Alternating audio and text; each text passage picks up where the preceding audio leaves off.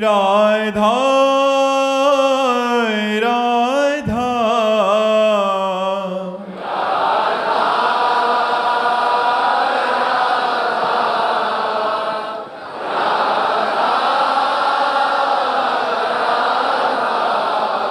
हाय राधा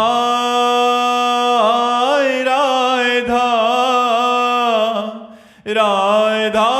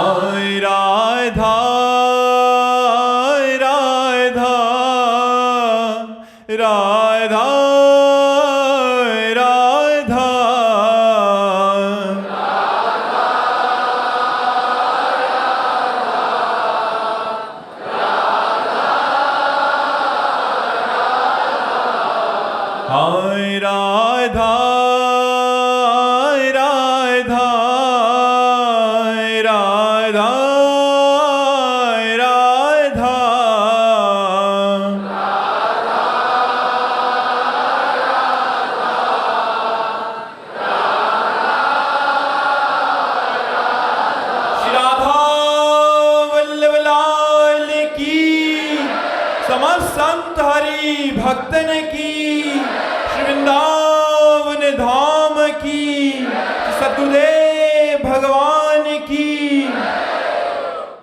काव्या जी सहारनपुर से। राधे राधे महाराज जी। महाराज जी, जब हम प्रार्थना करते हैं फिर भी हमारी इच्छाएं पूरी नहीं होती और दूसरे को बिना प्रार्थना के सब कुछ मिल जाता है, महाराज जी कैसी बात करते हो? उसने पूर्व में कर्म किया है तब उसको वैभव मिल रहा है। अब जो पाप कर्म कर रहा है उसका भोग उसको आगे मिलेगा। भले आज पापी है लेकिन वो पुण्यात्मा था, पूर्व में उसने पुण्य किया है, इसलिए वो वैभव संपन्न होकर के खूब सांसारिक सुख विलास भोग रहा है। आज हम बड़े धर्मात्मा हैं लेकिन पूर्व में हमारा पाप था, वो आज हम भोग रहे हैं। आज जो हम धर्म कर रहे हैं ये आगे हमें सुख देगा, आज जो पाप कर रहा है आगे उसे दुख मिलेगा। यहाँ प्रार्थना हृदय से नहीं हम कर पाते। हृदय से अगर प्रार्थना करें तो तत्काल उत्तर हो जाए, तत्काल उत्तर।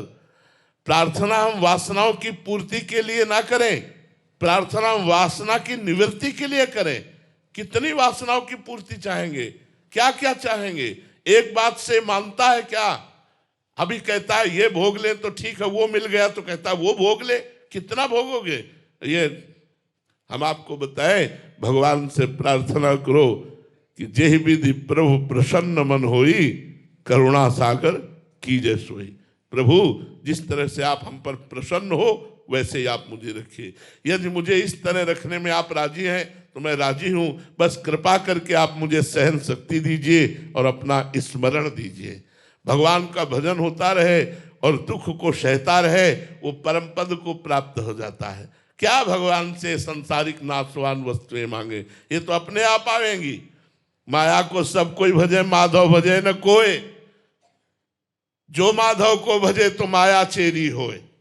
भज के तो देखो भगवान को, क्या क्या कमी होती? भजन करने वालों को क्या कमी रहती? कोई चाह नहीं रहती, फिर भी मारा घूमता है वैभव।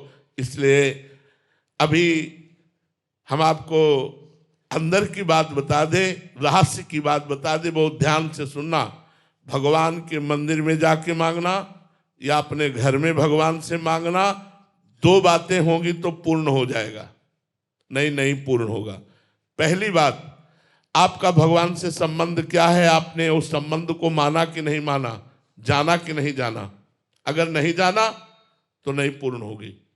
दूसरी बात, आपका अनुष्ठान क्या है, आपका भजन क्या है, आपका साधन क्या है। साधना नहीं, संबंध नहीं, तो भगवान से इससे मांगो तो बिल्कुल नहीं सुनेंगे। भाव युक्त पुकार ही भगवान सुनते हैं। भाव बिन सुनी पुकारे मैं कभी सुनता नहीं। भाव पूरित टेर ही करती मुझे लाचार है। भाव का भूखा हूं मैं और भाव ही एक सार है। अगर भाव नहीं है, हे भगवान हमारा काम कर दो, तुम्हारे नौकर है भगवान, तुम्हारे कर्जदार है भगवान, तुमने जो कर्म किया उसको भोग। अगर भगवान से संबंध है, मेरे प्रभु मित्र हैं, मेरे प्रभु स्वामी हैं, मेरे प्रीतम है, तो हम उनसे कह सकते हैं यार सुनो बड़ी समस्या है, आपका ही दिया हुआ परिवार है, कुछ करो ना जुगाड़, तुम्हारे लिए तो कोई कवि है नहीं, अखिल कोटि ब्रह्मांडों के ईश्वर हो, यार हमारी बात बन जाएगी, तुम्हारा कुछ जाएगा नहीं, कृपा करो। ये प्यार से, हमारे दोस्त हैं तो हम दोस्त की तरह बात करते हैं, स्वामी है तो स्वामी की तरह बात करते हैं, पिता है तो पिता की तरह बात करते हैं, पुत्र है तो पुत्र की तरह बात करते हैं। देखो दुकान में घर वाले को पैसा देना नहीं होता,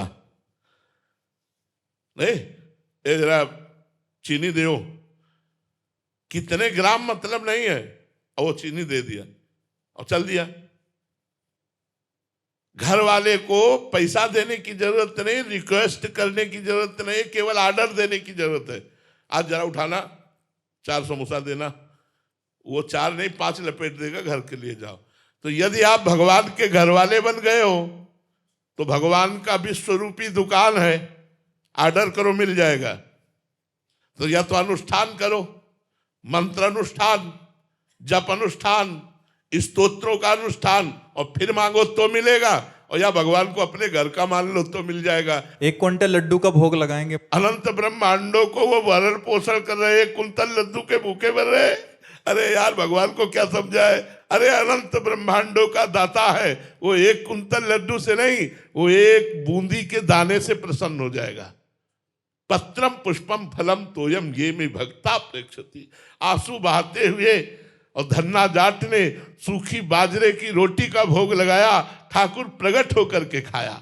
सुदामा जी के तंदुल छीन कर खाए, सबरी के बेर वाह वाह करके पाए। वो प्रेम का भूखा, लड्डू का भूखा नहीं है। अभी उनको ये मत जानो, ठाकुर जी से या तो अपनापन करके और या अनुष्ठान करके ही मांगा जा सकता है। द्वितीय रूप हम लोग आपसे सच्ची कहते हैं, मांगते नहीं है, देखते हैं क्या कर रहे हो, बस जय हो आपकी, जो मर्जी आवे सो करो।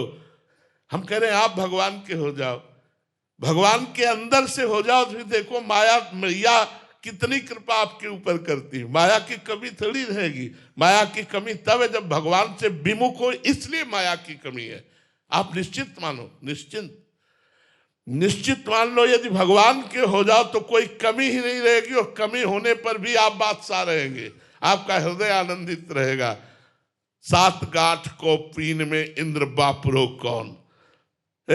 लंगोटी भी कई जगह से फटी है, लेकिन बादशाह ऐसा है कि इंद्र भी सेवा के लिए ललचा रहा है। ऐसा होता है भगवान का दास। भगवान की भक्ति तो करके देखो। अब भजन करोगे नहीं, तुम सोचते हो कि हम भोग मनमानी करें पाप और भगवान हमारी इच्छा पूर्ति करे, कभी नहीं होगी, कभी नहीं होगी। तपस्या करो, अनुष्ठान करो, मंत्र जाप करो, और देखो भगवान पूर्ण करते हैं कि नहीं करते। और या फिर भगवान को अपना मान लो और प्यार से उनसे कहो तो बात पूरी हो जाएगी। 2 बात। अब आप पूछ रहे हो 1 लाख का हार का, और जेब में नहीं है 25 पैसे, तो धक्का मार के ही भगा देगा।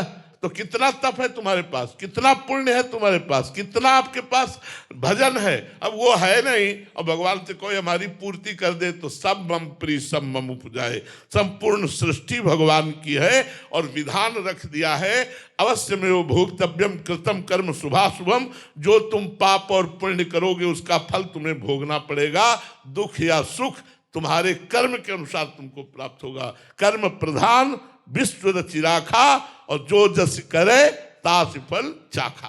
महाराज जी, मनोकामना पूरी ना होना ये तो समझ आ गया कि आपने बोला कि दो कारण। महाराज जी, कभी कभी देखा जाता है कि मतलब मनोकामना पूरी हो जाती है कि मैं गाँव स्टॉक स्टॉक स्टॉक, पूर्व का पूर्ण स्टॉक, पूर्ण स्टॉक आपके पास पूर्ण इतना जमा है, आपने सोचा काम हो गया, वो आपका पुण्य काम कर रहा है, भगवान नहीं काम कर रहे, पुण्य काम कर रहा है। आपने सोचा काम हो गया, जो सोचते फटाक से काम हो गया, पूर्व का पुण्य लगा हुआ है, उसने तुरंत खर्चा हुआ और आपका काम हो गया। वो तो भगवान का कार्य उनके ऊपर होता है जो पूर्ण भगवान को समर्पित होते हैं, वो कर्म बंधन से मुक्त संत महापुरुष होते हैं, जो भगवान को, चाहे वो गृहस्थ हो चाहे विरक्त हो। नरसिंह जी के उसमें स्वयं पगड़ी बांधकर ब्याह कराने गए लड़के का, नरसिंह जी के लिए स्वयं भात भरने गए, क्यों? क्योंकि नरसिंह जी भगवान के पूरे आश्रित है। जो भगवान के आश्रित, उसकी जिम्मेवारी भगवान कहते हैं स्वयं, अनन्यश्चिन्तयन्तो माम ये जनाः पर्युपासते तेषां नित्याभियुक्तानां योगक्षेमं वहाम्यहम्। मैं योगक्षेम का वाहन करता हूं। विश्वास कीजिए यार, बड़े मौज में हो जाओगे यदि भगवान की शरण में हो गए, बड़े मौज में हो जाओगे। मस्ती ही मस्ती रहती है, दुख की परिस्थिति में भी मस्ती रहती है। क्या आप तुम्हें हम बताएं, प्रभु का कितना कृपा प्रसाद बरसता है जो भगवान की शरण में, लेकिन जीव भगवान की शरण ना होकर भोगों की शरण में, व्यक्तियों की शरण में, संसार की शरण में धक्के खाता घूम रहा है, दूसरों के मुख ताक रहा है। वो क्या हमारा सहयोग कर देगा यार? मरण धर्मा शरीर वाला हमारी क्या रक्षा कर लेगा? जो अरबों में खेल रहे ना, उनको अरबों की चाहत है। जो खरबों में खेल रहे हैं उन्हें खरबों की चाहत है। जो लाखों में गए हैं वो लाखों की चाहत है। गरीब आदमी 100-500 की चाहत है। तो सबसे बड़ा भिखारी कौन? जिसकी सबसे बड़ी चाह। और संत जो भगवान के भरोसे हैं, जाहि न चाही कबो कछु, वही बादशाह है।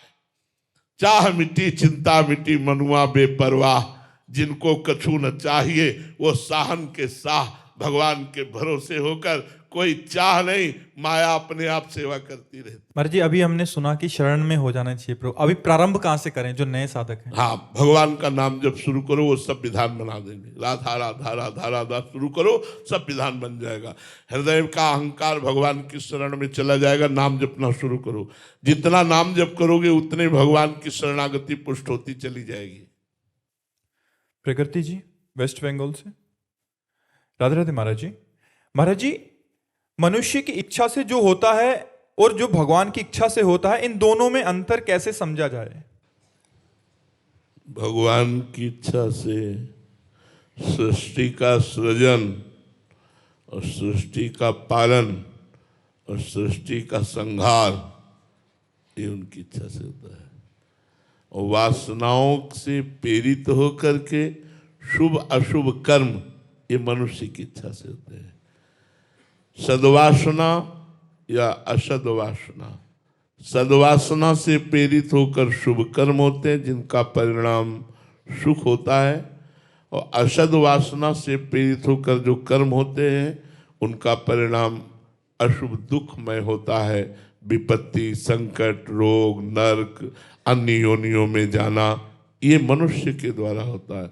भगवान की एक ही इच्छा हुई, एकोहम बहुश्यामा, मैं एक बहुत रूपों में हो जाऊं, तो वही अपने आप का सृजन, अपने आप का पालन और अपने आप से अपने आप का संहार वही कर रहा है। भगवान की दूसरी इच्छा नहीं है। भगवान हमें प्रेरित कर रहे हैं कि हम इनके साथ ऐसा करें व्यवहार। ये हमारा मन, हमारी बुद्धि की चाल है, भगवान की नहीं। ये हमारे मन बुद्धि की चाल है। शुभ अशुभ कर्म करना भगवान की प्रेरणा नहीं।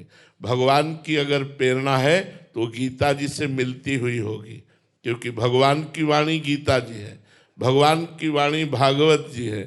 तस्मात् शास्त्रम प्रमाणम ते कार्या कार्यो व्यवस्थितो।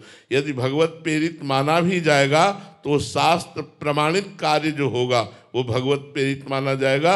अन्यथा ये सब मन बुद्धि की चाल होती है कि भगवान की अच्छी इच्छा थी इसलिए हो गया। भगवान इच्छा रहित है, भगवान में इच्छा है ही नहीं। जब साधना साधक करता है तो इच्छा रहित हो जाता है, तो भगवान तो इच्छा रहित है, भगवान की कोई इच्छा नहीं है। भगवान की एक बार एक इच्छा हुई थी, एकोहम बहुश्यामा, मैं एक बहुत रूपों में हो जाऊं, तो वही बहुत रूपों में विराजमान है। वही अपने आप से अपने आप का सृजन, पालन और संहार करते हैं। ये उनकी इच्छा से सब हमारी वासनाओं की इच्छा है। कोई सद्वासना, कोई असद वासना, कोई गलत कर्म, कोई अच्छा कर्म, और उसी के परिणाम से हमारी उन्नति, अवनति, दुर्गति, सदगति ये होती रहती है। कृष्णकांत उमरिया जी। राधे राधे महाराज जी। महाराज जी, शास्त्रों का अध्ययन करना जैसे रामायण, गीता या संतों की वाणी सुनना, सत्संग आदि, ये सब निरंतर भजन के अंतर्गत आता है या सिर्फ और सिर्फ नाम जप करना ही निरंतर भजन कहलाता है?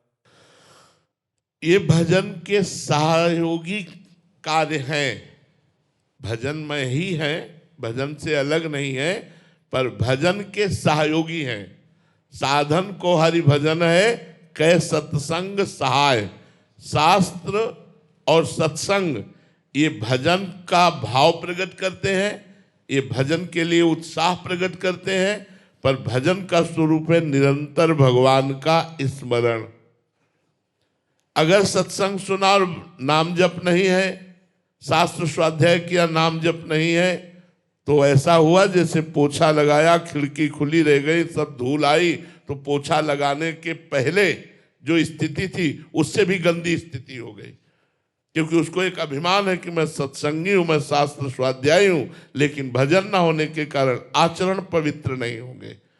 इसलिए मुख्य बात सत्संग और शास्त्र स्वाध्याय का परिणाम भजन है, निरंतर भजन है। इसलिए नाम जप करते हुए सत्संग सुने, नाम जप करते हुए हम चिंतन करें, शास्त्रों का स्वाध्याय करें, लेकिन परिणाम है उसका नाम जप। अगर नाम में प्रीति नहीं हुई तो तुम्हारा शास्त्र स्वाध्याय और सत्संग ये सब व्यर्थ चला गया। वेद विद्या पढ़त, कर्म धर्म करत, जलप तन कलप की अवधियानी। वेद विद्या खूब, वेद विद्वान है, लेकिन कर्मों की जो गति बड़ी सूक्ष्म है, उनको वो काट नहीं सकते। उनको तो भजन काट सकता है। आशा की जो फांसी है, ये मिल जाए पद प्रतिष्ठा, धन संपत्ति, सांसारिक सुख भोग, ये आस की पास नहीं तोरी जानी, ये सब। हरिवंश नाम हीन खीन दीन देखिए सदा, कहा भयो बहुज्ञ होए पुराण वेद पढ़ही। कहा भयो के कर्म में यज्ञ दान देत देत, फलन पाई उच्च उच्च देवलोक चढ़ही। परे प्रवाह काल के कदापि छूटी है नहीं, व्यासनंद नाम जो प्रतीति सो न रट रही। बहुत 18 पुराणों के आप ज्ञाता हैं, चारों वेदों के ज्ञाता हैं, लेकिन आप नाम जप नहीं करते हैं, बड़े बड़े यज्ञ, बड़े बड़े कर्मकांड करते हैं, तो माना आप स्वर्गलोक चले जाएंगे, आप तपलोक चले जाएंगे, महारलोक चले जाएंगे, जनलोक चले जाएंगे, ब्रह्मलोक चले जाएंगे, लेकिन आपको पुनः मृत्यु लोक में आना पड़ेगा। परे प्रवाह काल के कदापि छूटी है नहीं, व्यासनंद नाम जो प्रतीति सो न रट रही। यदि विश्वास पूर्वक नाम जप नहीं हुआ तो इस संसार समुद्र से आप पार नहीं हो सकते। इसके लिए साधन है शास्त्र स्वाध्याय सत्संग, लेकिन साध्य है नाम। निरंतर नाम चलना चाहिए, उठते बैठते चलते फिरते सब समय। सचिन चौधरी जी। राधे राधे महाराज जी। महाराज जी, भक्त की परीक्षा कैसे होती है? भगवान परीक्षा बच्चों की नहीं लेते, बड़ों की लेते हैं, बड़े भक्तों की। वो भी जगत को ये दिखाने के लिए कि मेरा भक्त इतना महान है कि ऐसी परिस्थिति में भी वो विचलित नहीं होता। ये साधारण ऐसे 2-4 माला घुमाने वालों की परीक्षाएं नहीं होती है, उनकी परीक्षा होती है जो पूर्ण हो चुके हैं और जो सह सकते हैं। भगवद विरोध, जो भगवान ने विरोध प्रकट किया उसे सह सकते हैं, उनकी परीक्षा होती है, अपने लोगों की नहीं होती, साधारण लोगों की। साधारण लोगों की भगवान परीक्षा नहीं लेते, उनकी लेते हैं जो महान स्थिति में पहुंच रहे, फिर उनकी कसौटी कस के जगत को ये दिखाते हैं कि मेरे भक्त को यदि जहर का प्याला भी पीना पड़े तो मेरे लिए वो हंसकर पीता है। मेरे भक्त को यदि अपने ऊपर आरा चलवाना पड़े तो मुस्कुरा करके आरा चलवा लेता है। मेरे भक्त को यदि आग में जलना पड़े तो खुले आग में भी जलने के लिए तैयार। ये महान भक्तों की, अपने 2-4 माला वालों की नहीं। घबराना मत, तुम्हारी परीक्षा नहीं होगी। अपने 2-4 माला वालों की परीक्षाएं नहीं होती, ये बड़े सिद्धों की होती जो परिपक्व अवस्था को प्राप्त महापुरुष है। कल एक साधक आए थे, महाराज जी कह रहे थे कि ग्रस्त साधक थे कि जब से भजन शुरू किया है बहुत ज्यादा मतलब प्रतिकूलताएं आने लगी हैं, तो ये क्या भगवान की परीक्षा है क्या? नहीं, परीक्षा नहीं है, हमारे अशुभों का नाश हो रहा है। फटाफट अशुभों का नाश, भजन का काम है पाप का नाश करना। तो पाप का नाश कैसे होगा? बाहर विपत्ति, अंदर जलन। अंदर हृदय जल रहा है और बाहर विपत्तियां आ रही, आप बिल्कुल नाम जप करते रहिए, वो सब कटते कटते आप ऐसी जगह पहुंच जाएंगे जहां दुख है ही नहीं, विपत्ति है ही नहीं, महा आनंद है। पर नाम जप, पाप और दुख ये दोनों का संयोग है। पाप का फल दुख है। अब वो कैसे काटेगा? कुछ तो हृदय में जलन करके काटेगा और कुछ भोगवा के काटेगा। नहीं, कह रहे थे कि 1 साल पहले शुरू किया आपका सत्संग, इतनी प्रतिकूलता संसार में हुई कि मतलब पूरा परिवार वृंदावन। हाँ हाँ, पूरा परिवार श्री जी के पास जाएगा, इतनी प्रतिकूलता दे देगी। ये कृपा है, ये कृपा है। देखो, हम आपको एक डरना नहीं कि ऐसा करने से ऐसा ही होगा। एक संत वृंदावन में थे, तो कलकत्ता के एक सेठ जी आते थे, तो संतों को कुछ सेवाएं भेंट किया करते थे। तो एक दिन पूछा, महाराज मैं विषयी पुरुष हूं, बहुत धन है, भजन में मन नहीं लगता, वृंदावन आपकी कृपा से आ जाता हूं, मुझे भगवान कैसे मिलेंगे? तो उन्होंने कहा कि यदि तुम वृंदावन के संतों का भंडारा करवाओ और हर महीने करवाओ तो निश्चित भगवान की कृपा हो जाएगी, क्योंकि संतों के मुख से स्वयं श्री भगवान पाते हैं। उन्होंने शुरू किया वृंदावन में भरना। अब इतना आनंद आया उनको, क्योंकि पाप नष्ट होने लगे, इतना आनंद आया कि 1 महीने में वृंदावन में भंडारा करते हो और अपने कलकत्ता के लिए भी वो बस लाते, और जो संत चलना चाहे उनकी खान पान व्यवस्था करके अपने घर में भी ले जाते, सेवा करते, भेंट देते। मतलब संत सेवा का उनको एक नशा हो गया। एक दिन उनकी बस तैयार थी उनके यहां जाने के लिए। उनमें एक विरक्त संत जो मधुकरी मांग के पाते थे, कभी किसी से कुछ नहीं लेते थे, कभी किसी भंडारे नहीं जाते थे, वो आगे बैठे और वृंदावन से वो जाते नहीं थे। तो सब संतों ने कहा, बाबा बैठे कहाँ, कोई बरसाने थोड़ी जा रही है, ये तो सेठ के घर जाएगी बस। वो कुछ नहीं बोले। सब लोगों ने सेठ से कहा, सेठ तुम्हें आज फल प्राप्त हो गया भगवान के भक्तों की सेवा का। ऐसे विरक्त महापुरुष और मनमाला चला रहे हो, गाड़ी में बैठे गए, वहां पंगत पाई। सेठ को पहले ही सब संतों ने बता दिया था, वृंदावन से बाहर नहीं जाते, पता नहीं कौन सा तुम्हारा पुण्य उदय हुआ कि तुम्हारे घर आए। वो सेठ गए, प्रणाम किया साष्टांग और कहा, प्रभु आज हम पर कृपा हो गई। तो उनका चल वृंदावन, बस इतना कहा, चल वृंदावन। तो ये समझे नहीं पाए कि हम तो वृंदावन से ही लेवा के लाए हैं और वृंदावन तो आते ही जाते हैं। बस चुप, इतना ही कहा, चल वृंदावन। और बस गाड़ी में बैठे और चले आए। 2-4 दिन हुए कि एक लड़का था पूरे साम्राज्य का मालिक, एक्सीडेंट में मारा गया।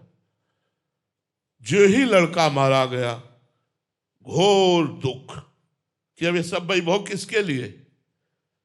तब उन्होंने मन में विचार किया कि भगवान, हम तो सुना था कि आप संतों की सेवा से प्रसन्न होकर के सारे दुख मिटा करके हमें भगवत प्राप्ति कराओगे, और संतों की सेवा सुना था इतने विरक्त संत आ रहे हैं, ये सुख दिया आपने।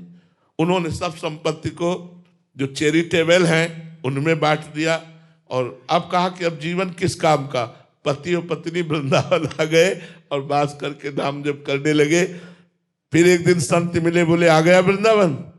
बोले महाराज पूरी तरह से आ गया, अब कहीं नहीं जाना। और वृंदावन में शरीर दोनों का पूरा हुआ। ये है लीला। भगवान जब कृपा करते हैं तो ऐसी कृपा करते हैं कि अपने आप भगवान के पास आप पहुंच जाओगे। ये भगवान की कृपा नहीं, जिंदगी में वो माया नहीं छोड़ पाते। जिंदगी में मोह नहीं छोड़ पाते। संतों की सेवा का फल हुआ कि एक्सीडेंट रूपी लीला से उनका पुत्र भगवत धाम गया और प्रगट में दोनों पति पत्नी वृंदावन वास करके भजन करके भगवत धाम को प्राप्त हुए। इसलिए युधिष्ठिर से कहा है, हे युधिष्ठिर, जिस पर मैं कृपा करता हूं उसके साथ सर्वनाश का खेल खेलता हूं। चाहिए कृपा? कृपा चाहिए? भगवान कहते हैं जिस पर मैं कृपा करता हूं उसके साथ सर्वनाश का खेल खेलता हूं। और आप देख लीजिए जिन जिन महान भक्तों के साथ, तो माया वैसे ही नष्ट होगी।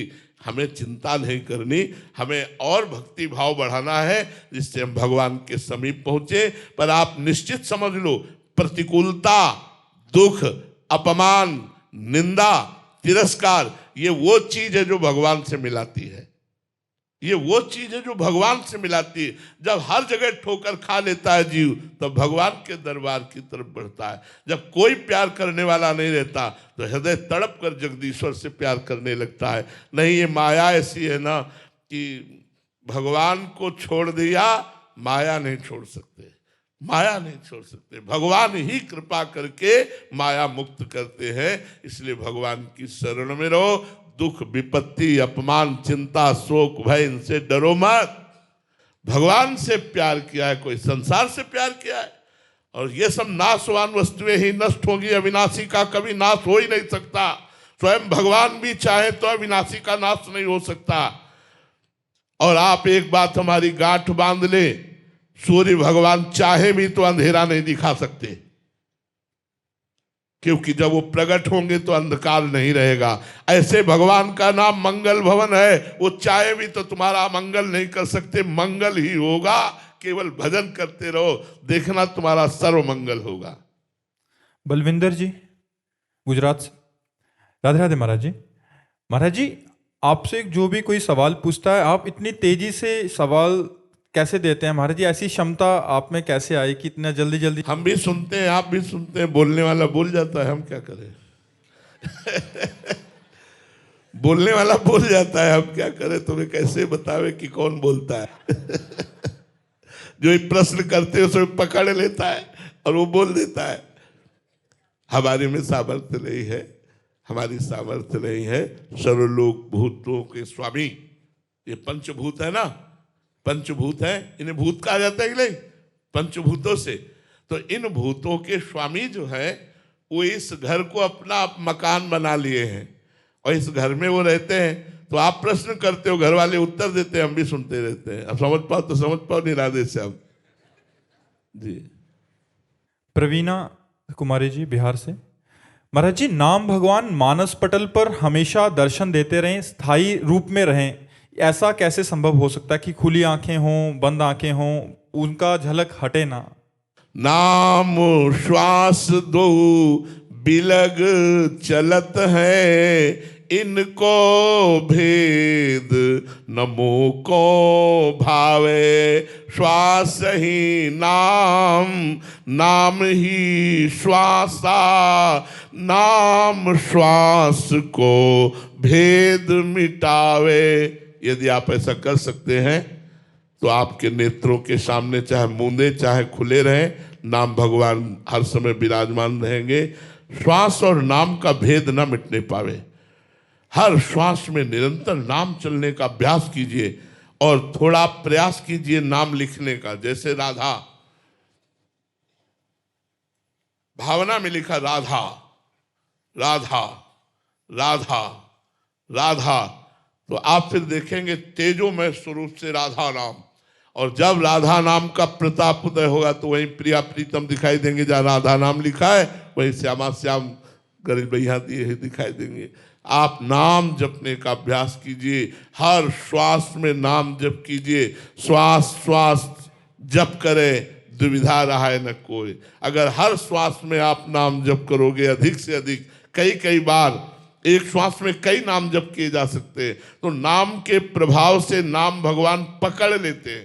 पहले भजन करना पड़ता है, फिर भजन पकड़ लेता है। जब भजन पकड़ लेता है तो स्वयं होता है, जब स्वयं होता है तो नाम छाया रहता है। अब वो बताना नहीं चाहे, जब हम नाम का अभ्यास कर रहे थे तो कुछ समय तो हमारे दिमाग में नाम ऐसे चला, राउंड राउंड राउंड, एकदम मतलब जैसे होटलों में लिखा नहीं, वो आता रहता है और मिटता रहता है, ऐसे हमारे दिमाग में चला नाम, दिव्य रूप से ऐसे बार बार बार बार बार बार। ये हम सैनपुर में गंगा किनारे थे तब की बात बता रहे हैं, कब बहुत वर्ष पहले की बात। नाम का अभ्यास जब करे तो नाम को ही देखे, नाम को ही सुने और नाम ही उच्चारण करे। 3 काम एक साथ होने चाहिए, नाम को देखना, नाम को सुनना और नाम का उच्चारण करना। अगर तीनों एक साथ लंबे समय तक अभ्यास किया तो नाम छा जाएगा। अरे फिर माला माल हो जाएंगे आप। बड़े बड़े सिद्ध संतों के दर्शन, जो पधार चुके हैं उन सिद्ध संतों के प्रगट दर्शन, प्रगट गंगा की धारा से ऐसे संत, क्या क्या सब तुम्हें अनुभव की बात बताए। नाम का प्रताप एक अमोघ, अलौकिक और दिव्य प्रताप है। अगर नाम जीवन में नहीं है तो चाहे जो साधना हो, साधना अधूरी है। नाम है तो कोई साधना लो तो भी वो पूरी है। महाराज जी, सैनपुर का आपने नाम लिया, जब आप इसका अभ्यास कर रहे थे तो क्या आपके जीवन में कोई ऐसा अनुभव हुआ कि कोई संत भगवान ऐसे दर्शन प्रकट में? एक दिन हम वहाँ, बहुत गरीब स्थान है, आज भी जाके कोई देख ले, बहुत बड़ा जंगल है। अब तो कुछ थोड़ा शोभन सरकार ने निर्माण करवा दिया था, नहीं तो झोपड़ी या मिट्टी की और ऐसे लकड़ी की पटी हुई कुटिया और सांप बिछी। कितने सांप, शाम के ऐसे देखो तो फणकारे घूम रहे, बिच्छू। वहां लोग आते नहीं, कोई घाट नहीं है, बिल्कुल गंगा के किनारे कच्चे स्थान पर, और बड़े विशाल विशाल वृक्ष, जंगल है। वहां 2 रोटी और अरहर की दाल 24 घंटे में एक बार मिलती थी। एक पुजारी जी थे जो बना देते थे, जो 2-3 संत रहते थे उनको वो दे देते थे। 2 रोटी सिर्फ, 12 महीना कोई फल, मीठा, चाय, नाश्ता, कहीं कुछ नहीं, रुपया पैसा ये सब कहीं कुछ नहीं, बस 2 रोटी, गांव से आटा और अरहर की दाल 1 कटोरी। अब वो 24 घंटे में आपका जब मन होता पाओ, तो 2 बजे दिन में पाते थे। रात दिन भजन, बस गंगा किनारे बैठे रहना। कुटिया आए तो 2 रोटी और दाल पाई, और एक बारंडा कच्चा था तो उसके नीचे लेटे। आज एक विशेष आनंद था, यही लेटे, थोड़ी देर में हमारे हाथ पैर शून्य होने लगे। अब हम ना हाथ उठा सकते हैं ना पैर उठा सकते हैं, बस आंखें खुली हैं, चेतना पूरी है, शरीर शून्य है, और दिव्य सुगंध। मेरा ये क्या हो रहा है, मतलब एक अलौकिक। इतने में देखा बिल्कुल पास ही गंगा थी, गंगा जी की धारा से एक संत भगवान, श्वेत वस्त्र धारण, श्वेत बाल, दिव्य तेज प्रकट हो रहा है। ये स्वप्न नहीं है, ये ठीक दोपहर 2 बजे के बाद की बात है, जब हम प्रसाद पाके लेते।